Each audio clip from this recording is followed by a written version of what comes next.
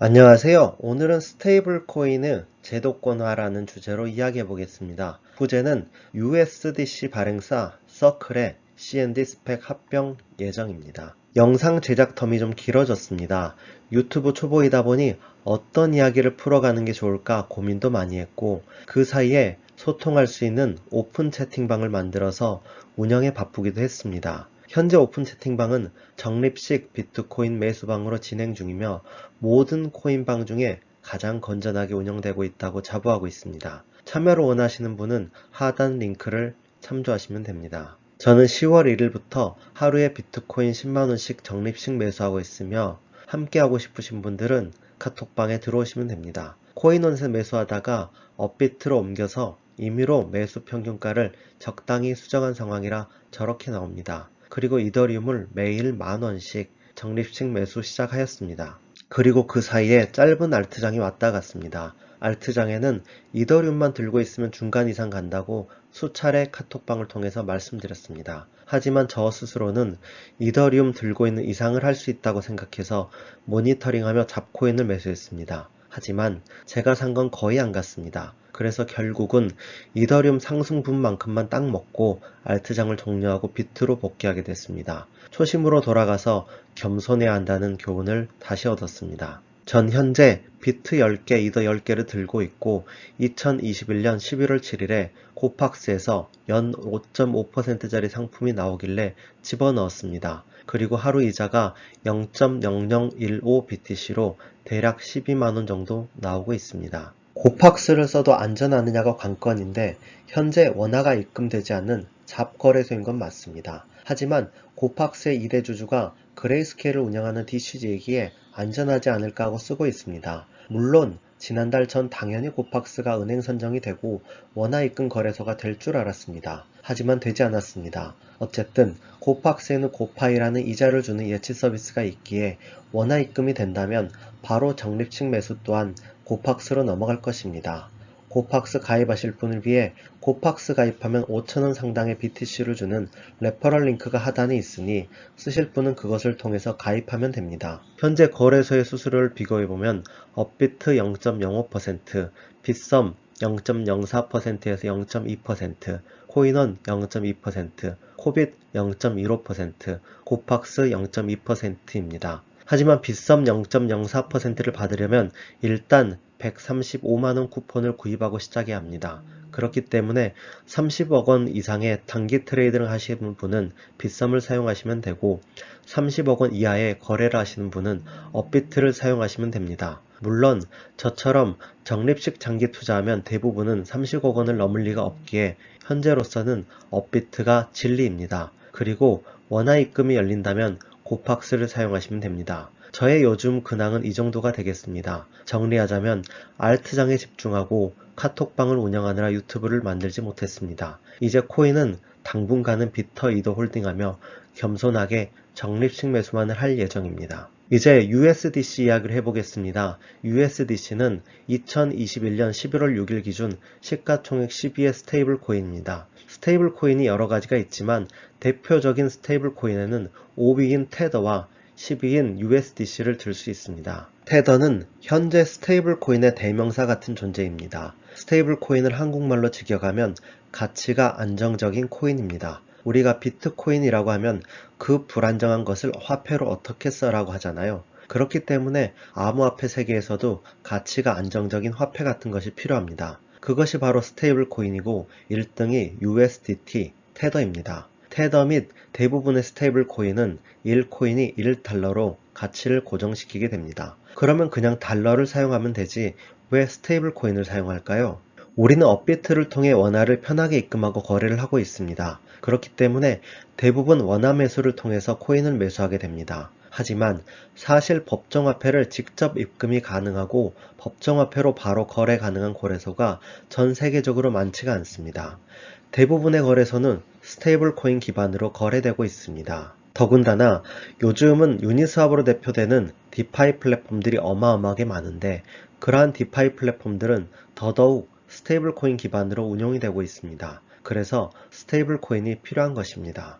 테더사는 가지고 있는 달러를 기반으로 테더라는 USDT 코인을 발행하게 됩니다. 그런데 코인을 조금 하셨다는 분은 테더 리스크라는 걸 들어봤을 것입니다. 테더 리스크를 간단하게 설명하면 테더가 USDT라는 스테이블 1달러를 발행하기 위해서는 테더사에서 US 달러 1달러를 보관하고 있어야 합니다. 하지만 이것이 확실하지 않다는 것이 문제입니다. 뉴욕지검의 요청으로 테더가 발표한 2021년 1분기 밸런스 시트입니다. 75.8%가 빠르게 현금화 가능한 자산이고 65.39%가 커머셜 페이퍼입니다. 하지만 이 커머셜 페이퍼가 어떤 어음인지 확실하지가 않습니다. 게다가 현금은 3.87%입니다. 즉 USDT를 들고 있는 사람 중 4%만 달러로 바꾸겠다고 하면 이른바 뱅크런이 온다는 이야기입니다. 이러한 불투명성은 SEC가 투자자 보호를 어렵게 합니다. 그래서 이러한 불투명성을 투명하게 한다는 기치하에 성장을 하고 있는 코인이 있습니다.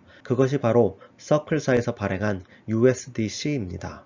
미국 SEC에서 스테이블 코인을 바라보는 입장은 2021년 11월 8일 이 기사를 살펴보면 알 수 있습니다. 가장 중요한 부분은 노란색으로 색칠된 부분인데요. 연준은 스테이블 코인이 보유한 자산의 투명성, 거버넌스 측면에서 취약성이 있다고 지적했다. 보유한 자산이 투명해야 된다는 것입니다. 즉 USDC, USDT 같은 스테이블 코인을 발행할 때 그 기반이 되는 자산이 어떤 것인지를 알아야 되고 그 다음에 거버넌스 측면이라는 것은 운영이 어떻게 되고 있는지를 투명하게 알아야 된다는 것입니다. 서클은 코인베이스 합자가의 USDC를 발행하고 있습니다. 현재 연간 성장률 6,171%입니다. 그리고 2021년 1월부터 5월 사이에도 2.2배의 유동성이 늘었음이 관찰되고 있습니다. 이전 영상에도 이야기했다시피 암호화폐에서 SEC의 위치는 절대적입니다. 서클의 목적은 제도권화되어 있는 상업은행을 추구하고 있습니다. 그렇기 때문에 미국 주식시장에 상장을 추진하고 있습니다. 만약 미국 주식시장에 서클이 상장이 된다면 일반 주식회사처럼 SEC에 의해서 철저하게 관리가 될 수 있습니다. 은행에는 지급준비율이라는 게 있습니다. 대한민국의 어떤 은행이 1,000억 원의 예금을 보유하고 있다면 이 중 7%인 70억 원만을 은행이 보관하면 된다는 것입니다. 그리고 나머지 930억 원 등을 대출 등으로 운용할 수 있다는 것입니다. 다르게 말하면 은행은 실제로 70억 원의 현금만을 보유하고 있더라도 고객들에게는 930억 원을 대출해 줄 수 있다는 것입니다. 이게 가능한 것은 예금자들이 실제로 돈을 한꺼번에 찾아가는 일이 드물기 때문에 가능한 것입니다. 그리고 이렇게 적은 돈으로 많은 돈을 만들어내는 것을 신용창조라고 합니다. 신세계 상품권은 사실상 현금이나 다름이 없지만 정부에서 신세계 상품권을 문제 삼지 않습니다. 왜냐하면 신용을 창조하지 않고 특별한 곳에 한정되어 쓰임을 정해놨기 때문입니다. 이 신용 창조는 은행의 고유한 권한이고 정부에서 은행에 면허를 부여하게 됩니다. 그리고 미국 FED는 이러한 민간은행의 연합체고 이들의 힘은 전 세계의 금융을 좌지우지하게 됩니다. 그렇기 때문에 은행의 신용 창조에 도전하는 것은 어떠한 경우에도 정부 및 은행들은 용납하지 않았습니다. 다시 테더로 돌아가 보면 현금을 3.87%밖에 안 가지고 있다는 것은 대략 25배 넘게 신용을 창조한 행위이며 이는 신용 창조 행위라고 할 수 있습니다. 게다가 이것마저도 정확한지 알 수가 없습니다. 그렇기 때문에 SEC에서는 테더를 계속 조사하고 압박하는 것입니다. 하지만 암호화폐 생태계를 미국이 제도권화로 받아들이기로 결정한 만큼 스테이블 코인의 제도권화는 필수 불가결한 일입니다. USDC 발행회사인 서클이 CND 스펙과 합병 상장하게 된다면 서클사가 어떠한 자산을 바탕으로 어떻게 USDC를 발행하는지 투명하게 SEC가 알 수 있게 됩니다. 왜냐하면 SEC는 미국 주식시장에 상장된 모든 기업들을 들여다볼 권한이 있기 때문입니다. 즉 서클이 스펙 상장하게 된다면 스테이블 코인의 제도권화에 첫걸음을 떼게 된 것으로 볼 수 있습니다. 비트코인의 제도권화의 첫걸음이 비트코인 선물 기반 ETF 승인인 것과 마찬가지입니다. 서클사의 뉴욕 거래소의 상장이 이루어지면 미국 기반의 전 세계 자금들은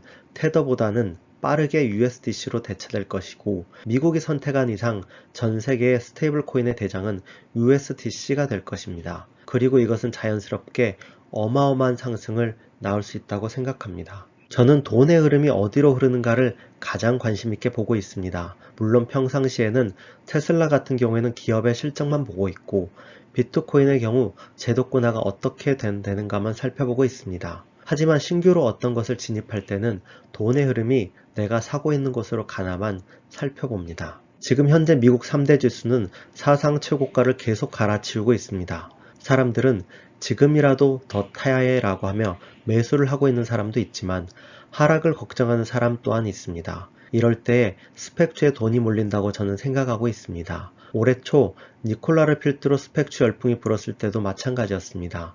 지금 그 상황에 재현이 된다고 생각하며 CND를 신규 진입하였습니다. 단기 급등 시에는 합병 시점쯤 매도할 것이고 만약 천천히 올라간다면 장투로도 유리하다고 생각하고 있습니다. 마무리하기 전 기본 자금이 어느 정도 있는 경우 적립식 매수 방법에 대해서 이야기해 보겠습니다.